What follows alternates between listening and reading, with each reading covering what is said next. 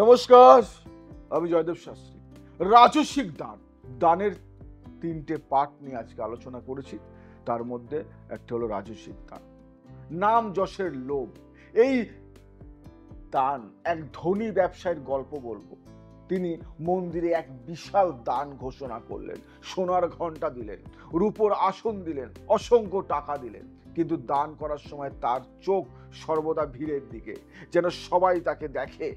তিনি বললেন, এ মন্দিরে আমার দানে দাঁড়িয়ে আছে, এ মন্দির আমার দানে দাঁড়িয়ে আছে, সবাই যেন আমার নাম স্মরণ করে। মানুষ বাহবা দিল, সংবাদপত্রের নাম ছাপা হলো, ব্যবসায়ী তৃপ্তি হলেন। কিন্তু কয়েক বছরের মধ্যে তার ধন সম্পদ ভেঙে পড়ল, কারণ তার দান ছিল প্রতিদানের প্রত্যাশায়, নাম, খ্যাতি, সম্মান। তার মানে আমরা কি বুঝলাম? এটাই রাজস্বিক দান, যেখানে দান করা হয় খ্যাতির জন্য, প্রতিদান পাওয়ার আশায়। এতে অস্থায়ী ফল মেলে, কিন্তু দীর্ঘস্থায়ী শান্তি আসে না। তাই দান করলে কিছু আশা করবে না। রাজস্বিক দান হলো অস্থায়ী প্রদীপ, এক মুহূর্ত আলোর পরের অন্ধকার।